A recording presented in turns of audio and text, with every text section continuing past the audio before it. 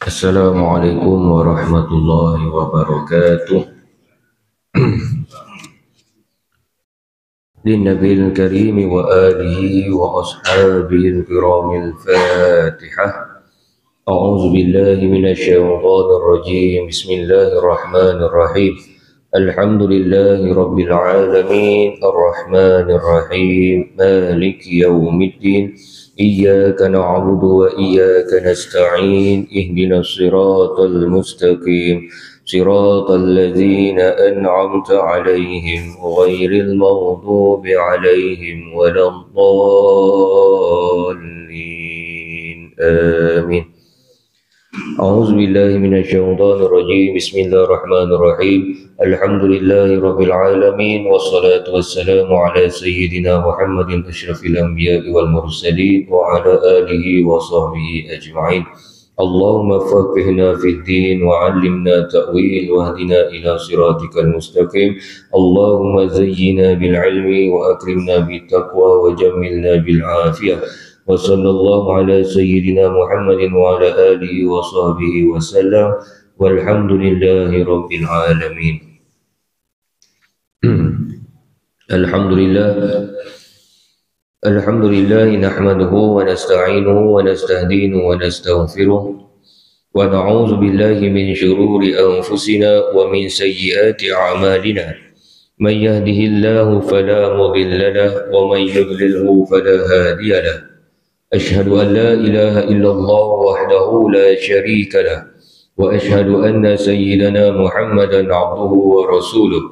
اللهم صل وسلم على سيدنا محمد وعلى آله وأصحابه ومن تبعهم بإحسان إلى يوم الدين. سبحانك لا علم لنا إلا ما علمتنا إنك أنت العليم الحكيم. قال رب اشرح لي صدري ويسر لي أمري واحلل عقدة من لساني يفقه قولي. رضينا بالله ربا وبالإسلام دينا وبمحمد نبيا ورسولا. أما بعد. Yang dihormati pengerusi masjid dan ahli jawatan kuasa, yang dimuliakan tuan-tuan imam, tuan-tuan bilal, tuan-tuan haji, puan-puan hajah, tuan-tuan, puan-puan muslimin muslimat yang dirahmati Allah sekalian. Alhamdulillah, bersyukur kita kehadrat Allah Subhanahu wa taala kerana pada malam ini diberikan kita kesempatan untuk kita bersama-sama dalam kuliah ilmu kita. Dan seperti biasa, mudah-mudahan apa yang dikongsikan pada malam ini akan memberikan kita manfaat dan kita dapat memperbaiki amalan-amalan kita. Mudah-mudahan amalan kita ini menjadi amalan yang sempurna dan diterima oleh Allah Subhanahu wa taala, insya-Allah. Jadi tuan-tuan, puan-puan yang dirahmati Allah sekalian, sekarang ni kita punya kes COVID kita dah naik balik semula ya. Jadi saya harapkan penduduk di Baik Kasih ni jagalah kesihatan. Dah 12,000 tak silap saya lah. Saya dengar radio tu 12,000. Minggu lepas 6,000. Minggu ni 12,000. Ni pula lepas ni pula cuti sekolah. Cuti sekolah ni kan ada yang berjalan sana berjalan sini kan. Nanti kan balik kampung bawa pula. Dah tersebar lagi benda ni kan. Kita sama-sama jagalah. Dia masih ada lagi rupanya benda ni. Ingat dah mati dah. Rupanya ada lagi. Masih lagi dia berjangkit-jangkit orang lagi jadi kita sama-sama jagalah.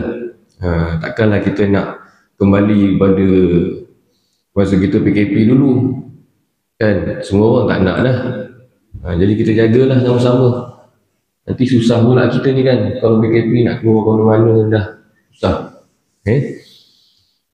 Baik tuan-tuan dan puan-puan yang dirahmati Allah, pada malam ini kita sambung dalam bab beriman kepada Allah Subhanahu wa taala. Pada hadis yang lepas kita telah pun melihat satu hadis Nabi SAW berkenaan dengan baginda Nabi mengutuskan salah seorang sahabatnya yang bernama Muaz bin Jabal untuk berdakwah ke negara Yaman, berdakwah kepada ahli kitab. Jadi pada malam ini sambungan dia, huraian dia. Baik, yang kedua, pemilihan baginda sallallahu alaihi wasallam tentang orang-orang yang ditugaskan berdakwah. Dakwah adalah salah satu tugas yang penting dalam Islam, kerana kepadanya lah bergantung maju mundurnya perkembangan Islam. Oleh itu, maka pihak yang berkuasa bertanggungjawab melantik orang-orang yang layak menjayakannya. Jadi dakwah ini tuan-tuan dan puan-puan adalah tugas yang sangat penting bagi memastikan ajaran Islam ini terus disampaikan kepada masyarakat. Dan oleh itu, untuk menyampaikan dakwah ini, maka tidak boleh diberikan kepada orang yang sembarangan. Dia perlukan kepada orang yang betul-betul layak untuk menyampaikan dakwah. Sebab itu, pihak Jabatan Agama Islam mengambil pendekatan bahawa setiap orang yang hendak menyampaikan dakwah, yang ingin menyampaikan ilmu agama, maka perlu ada kebenaran daripada Jabatan Agama Islam.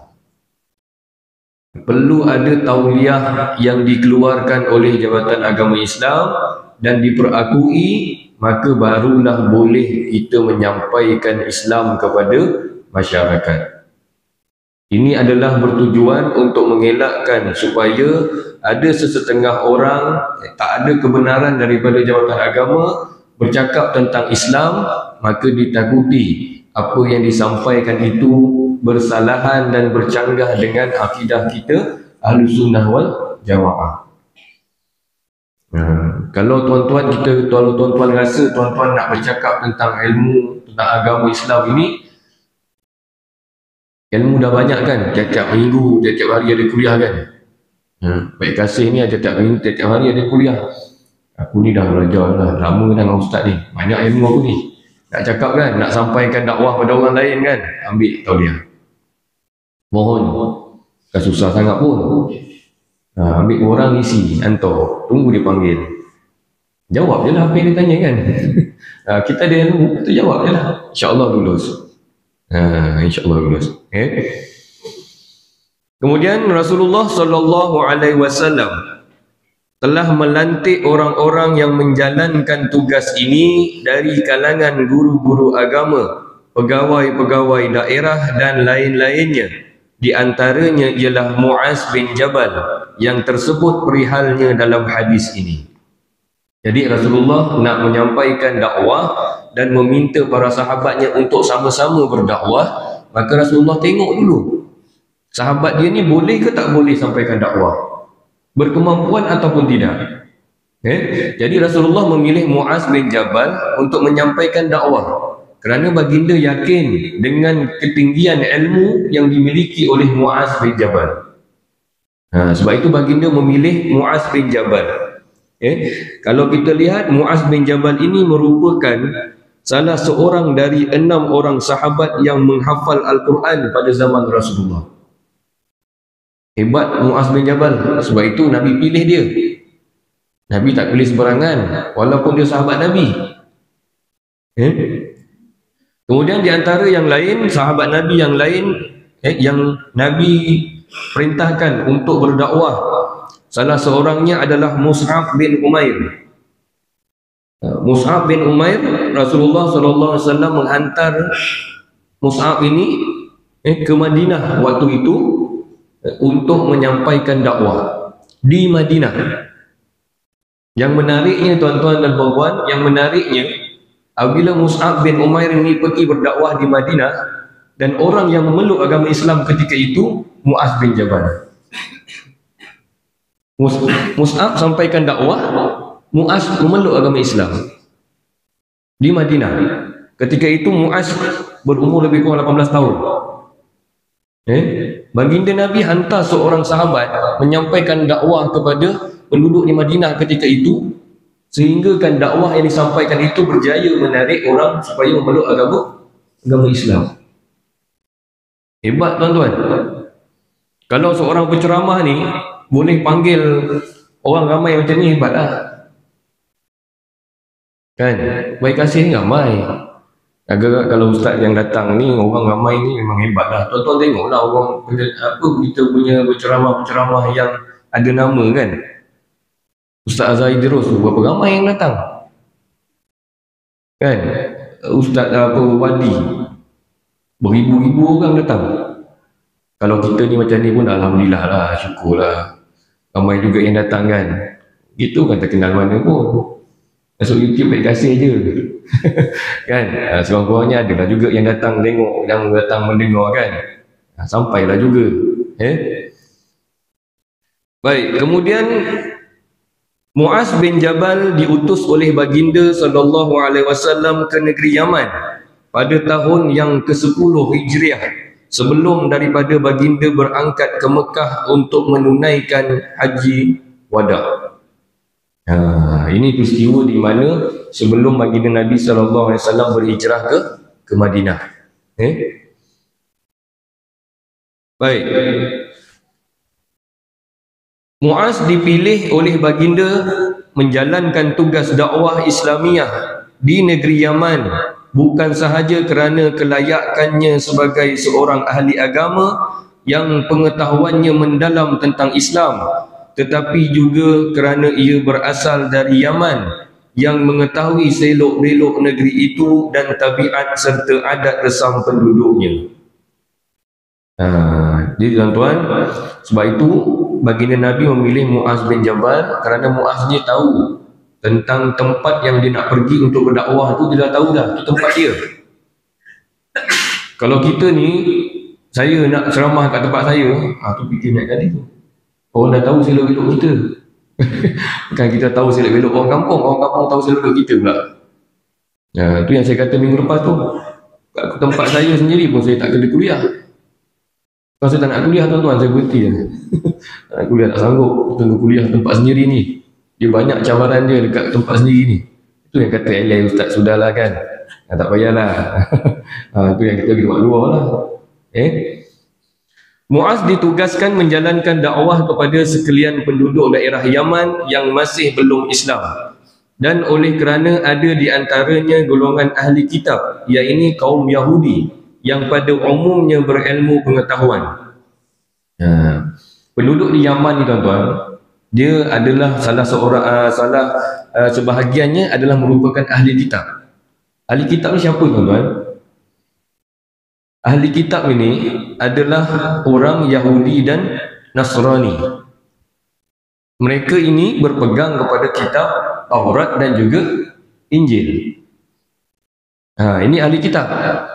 Mereka mempelajari Taurat dan juga Injil. Tetapi ahli kitab ini sebahagiannya telah pun menyelewengkan ajaran yang terdapat dalam kitab Taurat dan juga Injil. Sebab itu baginda Nabi SAW menugaskan Muaz, wahai Muaz, pergilah dekat negara Yaman sana, dakwahlah bersama kepada ahli kitab ini supaya mereka kembali ke pangkal jalan, supaya jangan menyeleweng tentang ajaran-ajaran yang disampaikan dalam kitab Taurat dan juga Injil. Kitab Taurat kepada siapa tuan-tuan? Nabi Musa.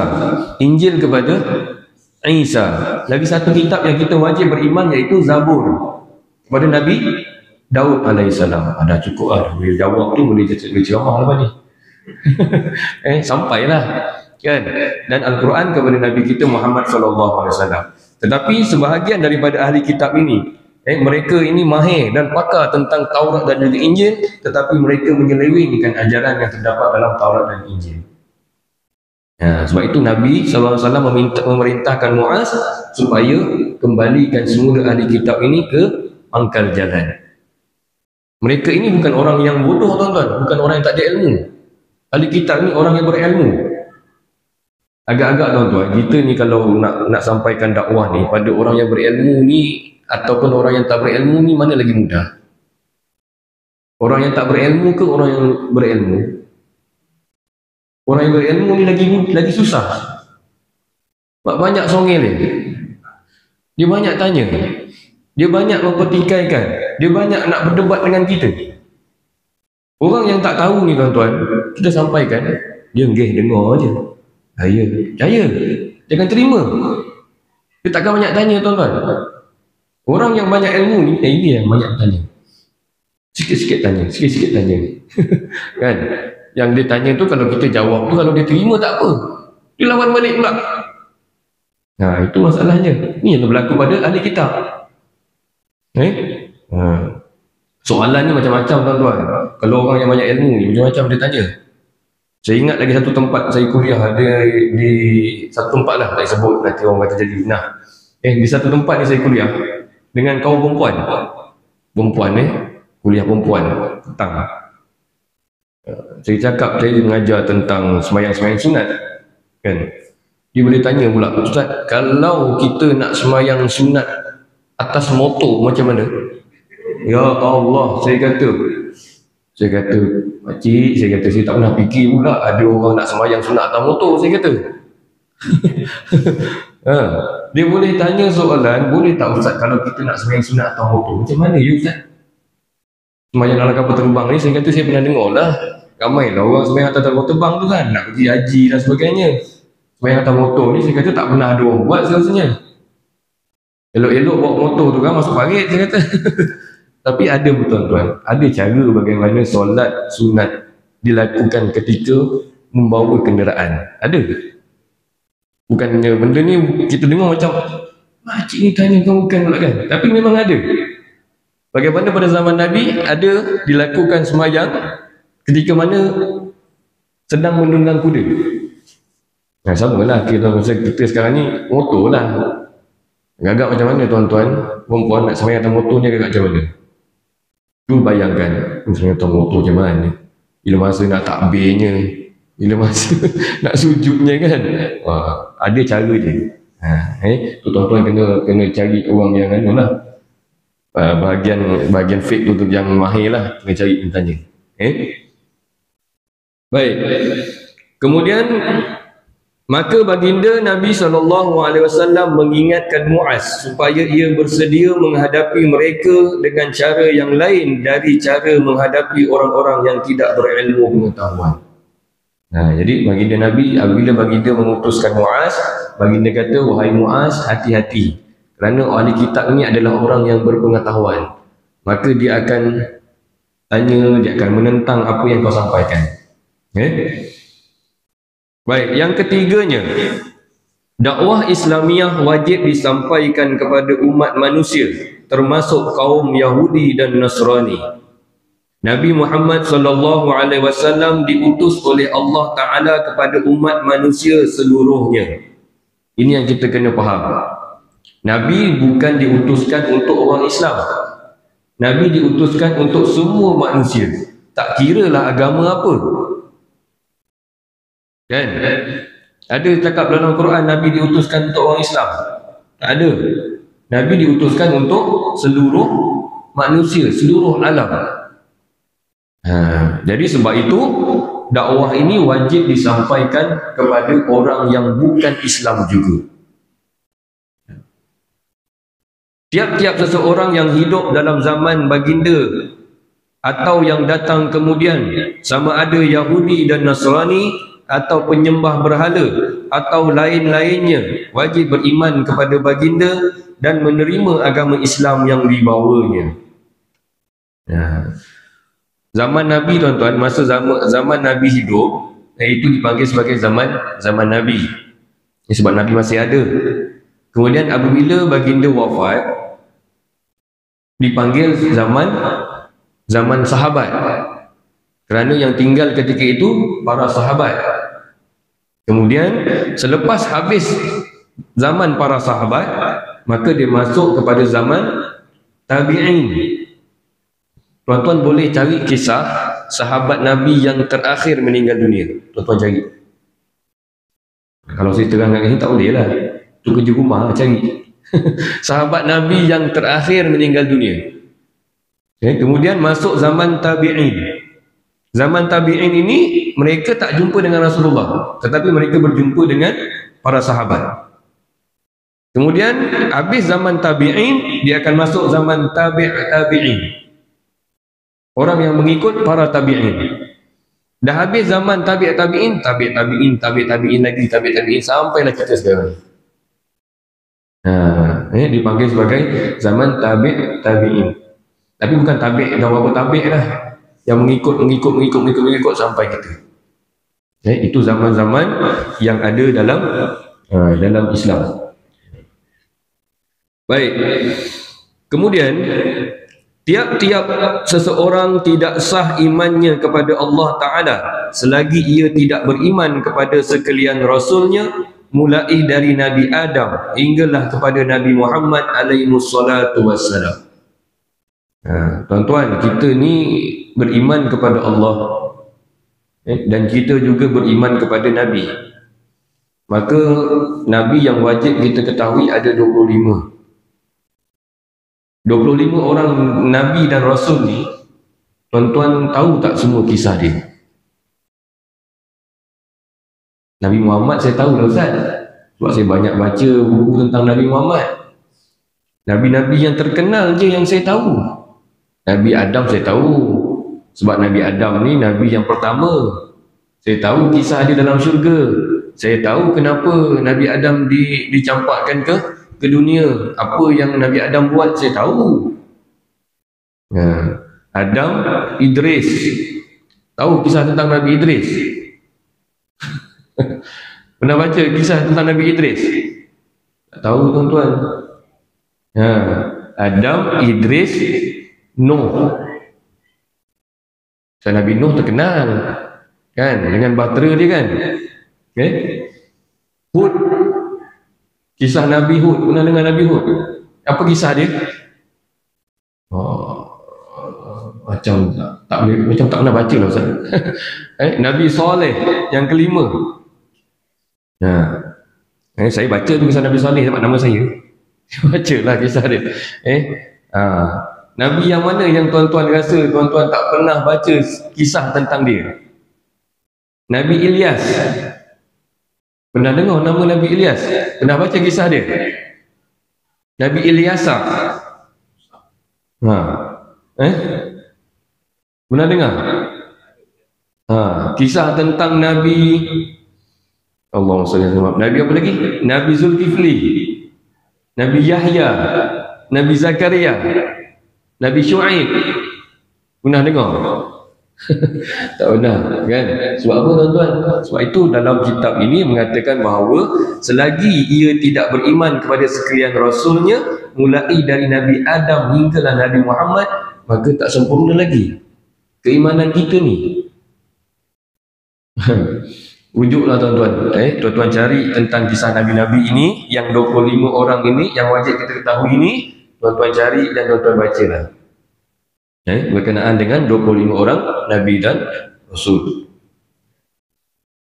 Kemudian kaum Yahudi dan Nasrani yang dipanggil dengan nama ahli kitab, yang ini pengikut kitab-kitab Taurat dan Injil, bukan sahaja telah mengubah dan merosakkan ajaran kitab-kitab mereka, tetapi telah menyeleweng dari i'tiqad tauhid yang sebenar. Inilah tugas Muaz bin Jabal diutuskan ke negara Yaman untuk mengembalikan semula akidah mereka yang telah pun terpesong. Akidah ni tuan-tuan, akidah ni ini yang paling penting. Baginda Nabi SAW berdakwah di Mekah 13 tahun. 13 tahun ini tuan-tuan, Nabi berdakwah. Perkara pertama yang Nabi dakwah adalah berkenaan dengan akidah tauhid, kepercayaan kepada Allah dan keimanan kepada Rasul. Tuan-tuan, Nabi Muhammad ini diutuskan Allah membawa satu agama yang baru, iaitu agama Islam. Jadi tuan-tuan dan puan-puan rasa tugas Nabi ini mudah ataupun tak nak menyampaikan benda yang baru kepada orang yang memang berpegang pada ajaran yang dahulu? Susah. Sebab itu perkara pertama yang Nabi buat, Nabi masukkan tentang akidah dalam diri setiap orang, supaya apabila akidah kepercayaan itu dah ada, dah kukuh dalam diri para sahabat, maka apa yang datang selepas itu Nabi senang sampaikan. Mereka akan percaya. Sebagai contoh dalam peristiwa Isra' dan Mi'raj, apabila Nabi kata Nabi naik ke langit, bertemu dengan Allah SWT, dan Nabi turun, dan Nabi sampaikan berita tentang Nabi naik ke langit dalam peristiwa Isra' dan Mi'raj itu, apa yang orang-orang penduduk Mekah kata kepada Nabi ketika itu? Dia terima tak? Dia kata apa? Muhammad, kau jangan kata gila lah kau ni. Mana boleh orang naik ke atas langit, lepas tu turun balik semula dalam satu malam. Kalaulah akidah kepercayaan dah ada dalam diri kita ni tuan-tuan, baginda Nabi cakap, mesti dia akan terima. Dia takkan cakap macam tu. Sebab itu tuan-tuan, akidah kepercayaan ini penting. Inilah pegangan dan etikot kepercayaan kita. Sama dengan penduduk baik kasih ni kan, sebab dah ada asas. Tuan-tuan dan puan-puan dah ada asas. Jadi saya datang, saya cuma ingatkan balik semula. Takkan tuan-tuan nak kata ada ustaz ni, sudahlah kan, saya dah tahu. Takkan cakap macam tu kan. Kita terimalah. Mereka mendakwa bahawa mereka beribadah kepada Allah, tetapi Allah menurut fahaman mereka yang telah rosak itu hanyalah pada nama sahaja, bukanlah Allah yang bersifat dengan sifat-sifat yang diterangkan oleh Allah sendiri di dalam Al-Quran dan diterangkan oleh Rasulnya. Maha suci Allah dari apa yang mereka katakan itu. Sifat-sifat Allah ni tuan-tuan, ini belum cerita lagi, nanti kita cerita. Ni yang ketiga, yang keempat ni ada. Baik. Yang keempat adalah asas agama ialah ma'rifatullah. Ini yang kita nak tekankan ni. Islam ialah agama ciptaan Allah yang diturunkan melalui Rasulnya, yang diakhiri dengan Nabi Muhammad untuk keselamatan dan kebahagiaan umat manusia di dunia dan akhirat. Jadi tuan-tuan, agama Islam ini yang dibawa oleh baginda Nabi adalah agama yang ciptaan, yang diciptakan, yang diperintahkan oleh Allah. Maka tak ada agama yang mulia di sisi Allah, tak ada agama yang lebih tinggi nilainya di sisi Allah melainkan agama Islam. Itu kita kena percaya dan kita kena yakin. Dalam agama Islam yang dibawa oleh Nabi Muhammad terkandung hukum-hukum dan amalan-amalan meliputi segala bidang hidup, dari perkara yang sebesar-besarnya hingga kepada yang sekecil-kecilnya, dan semuanya itu bergantung kepada satu asas yang penting, iaitu ma'rifatullah. Ma'rifatullah ni apa dia? Mengenal Allah dan mengakui keesaannya. Itu namanya ma'rifatullah.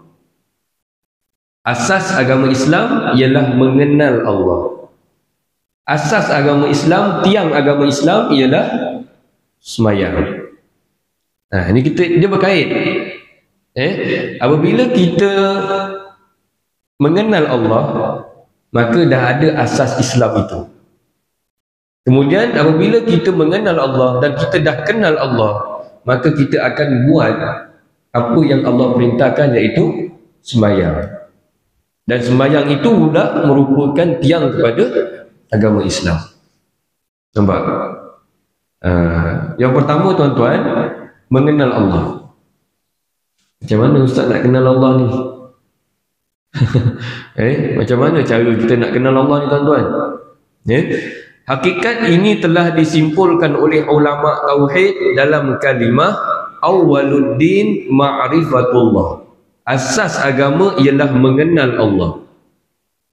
Jadi inilah tuan-tuan, poin penting dia adalah apabila Muaz bin Jabal diutuskan kepada ahli kitab, penduduk Yaman, baginda Nabi suruh supaya bagi Muaz menyampaikan tentang kalimah la ilaha illallah Muhammadur Rasulullah. Nak mengenal Allah. Mengenal Allah ni adalah tuan-tuan, kita jangan salah pula. Salah kenal ni habis. Sejauh mana tuan-tuan kita kenal Allah? Sifat-sifat 20 bagi Allah kita hafal tak? Kita hafal tak sifat 20 bagi Allah? Wujud, kidam, baqak, semua tu kita hafal tak? Kalau hafal, alhamdulillah, tahniah tuan-tuan. Kalau tuan-tuan hafal, tahniah. Hafal dengan maknanya sekali lah. Jangan hafal wujud, kidam, baqak. Baru tanya apa makna, tak tahu lah. Wujud tu apa dia? Wujud tu ada. Kidam apa dia? Sedia. Baqak, kekal. Itu kita kena tahu tuan-tuan. Sifat 20 Allah ni wajib. Wajib. Tuan-tuan dan puan-puan, bila kita cerita macam ni, bila kita kuliah macam ni, barulah kadang-kadang kita perasan, rupanya aku ni banyak lagi benda yang tak tahu. Banyak lagi aku benda tak tahu ni. Dah lah tak tahu, tak datang pula. Contoh, yang datang ni pun cakap banyak lagi aku tak tahu punya. Ustaz cakap ni aku tahu je. Tak tahu. Kan? Sifat 20 bagi Allah pun kadang kita tak habis khatam lagi tuan-tuan. Tak habis hafal pun tak. Itu belum lagi tanya sifat mustahil. Lawan bagi sifat wajib. Lawan bagi sifat wajib pun 20 juga. Asma'ul Husna tahu? Nama-nama Allah tahu? 99. Tahu kan? Tahu sebab dia ada lagu. Sebab dia buat lagu, jadi kita tahulah kan. Cuba tak ada lagu. Kita ni orang Melayu ni kadang kalau lagu ni kita senang ingat. Kalau tak ada lagu ni susah. Kalau suruh baca macam tu je susah nak ingat. Kalau bab-bab suruh buat lagu, sekejap je dia ingat. Kan? Asma'ul Husna, 99 nama Allah. Kalau 99 nama Allah pun tak boleh tahu, tak boleh baca, tak boleh sebut, masalah tuan-tuan. Masalah bagi kita ni, kita kata kita nak mengenal Allah, nama-nama Allah pun kita tak tahu. 99. Itu belum lagi terang tentang rububiyah, uluhiyah dan sebagainya, asma wa sifat. Belum lagi tuan-tuan, belum masuk. Rupanya kita ni banyak lagi ilmu yang kita kena belajar. Ilmu kita ni sebenarnya seluas pasir di lautan. Kita kata kita tahu satu ilmu, tetapi sebenarnya banyak lagi ilmu yang kita tak tahu. Maka tuan-tuan, yang tak tahu itulah kita cari. Datang kuliah, tuan-tuan belilah buku, bacalah buku. Dekat handset ni pun sekarang dah ada YouTube, bukalah YouTube tu tengok. Kan? Banyak tuan-tuan cara kita nak dapatkan ilmu. Jangan harapkan kepada kuliah saja. Kuliah ni kadang masa kita pun terhad. Dah 8-11 minit. Kan? Tak lama lagi masuk isyak dah. Masa kita terhad tuan-tuan. Kuliah ni lebih kurang 40 minit, setengah jam ke 40 minit kan. Jadi cara kita nak tambahkan ilmu yang lain, kita membaca. Kita tengok dekat YouTube, ceramah-ceramah, barulah kita dapat tambahkan ilmu. Ya, baik. Kemudian jelasnya sebagaimana sesebuah bangunan bergantung kepada asasnya tentang teguh kukuh atau tidaknya, maka demikianlah pula halnya ma'rifatullah itu, tiap-tiap seseorang wajib memahaminya supaya meresap dan sebati dalam jiwanya sehingga menjadi satu keyakinan yang dapat mempengaruhi seluruh perasaan dan gerak langkahnya untuk memikul tanggungjawab menjalankan hukum-hukum Islam dan amalannya. Tuan-tuan, sebab itu tadi saya kata, kalau kita beriman kepada Allah tentang sifat wajib bagi Allah ini, salah satunya adalah Allah itu maha melihat. Kalau kita betul-betul yakin dan percaya bahawa Allah itu maha melihat, maka takkan ada orang yang mencuri dekat dunia ni. Takkan ada orang curi buah orang. Buah rumah orang sebelah ada curinya, tak ada. Takkan ada orang yang meninggalkan sembahyang. Sebab apa? Sebab dia yakin bahawa Allah itu dengan sifatnya maha melihat. Ini susah tuan-tuan. Saya nak terangkan mendalam pun saya takut. Takut saya terangkan lain nanti kita faham lain, susah. Sikit-sikit boleh lah, kan? Jadi tuan-tuan, tugas kita ini di dunia ini adalah untuk beribadah kepada Allah. Maka apabila nak beribadah kepada Allah ini, maka kita kena kenal Allah dahulu. Kita kena tahu tentang sifat-sifatnya dan sebagainya. Sekiranya asas ma'rifah ini tidak kukuh dan hanya dalam peringkat sangkaan semata-mata, maka inilah sebabnya seseorang itu tidak merasa bertanggungjawab dalam menjalankan hukum-hukum dan amalan yang tersebut dengan sepenuhnya. Inilah yang jadi tuan-tuan, bila kita sembahyang, tetapi dalam sembahyang kita itu kita tak khusyuk. Kenapa tak khusyuk? Sebab kita tak ingat dan kita tak yakin bahawa Allah itu maha mengetahui, Allah itu maha melihat, Allah itu maha mendengar. Itu yang dalam sembahyang, ingat makan apa, ingat macam-macam, kan? Sebab apa tuan-tuan? Sebab kita nak masukkan sifat wajib bagi Allah tu dalam diri kita ni. Allah itu maha melihat, Allah itu maha mengetahui. Kita nak masukkan biar dia sebati dengan jiwa kita ni, barulah kita dapat beribadah dengan sempurna. Tuan-tuan pernah rasa tak kalau tuan-tuan beribadah tu, tuan-tuan rasa macam, ya Allah, tenang dia rasa. Pernah rasa itu? Kalau kita sembahyang tu, kita rasa macam tenangnya aku sembahyang, rasa seronok sangat. Tengah mengaji ni kita rasa tenang, kita rasa, pernah rasa macam tu tak? Pernah rasa macam tu? Kalau tuan-tuan sampai kita ada rasa perasaan macam tu, kita rasakan bahawa keimanan kita ni, kita mengaji, kita rasa tenang sangat, kita rasa lapang sangat, kita rasa, ya Allah, kita rasa hinanya kita ni tuan-tuan, itulah sampai kita betul kita kepada halawatul iman, kemanisan beriman. Jadi kalau tak ada rasa macam tu lagi tuan-tuan, jauh lagi iman kita ni. Iman kita ni jauh lagi tuan-tuan.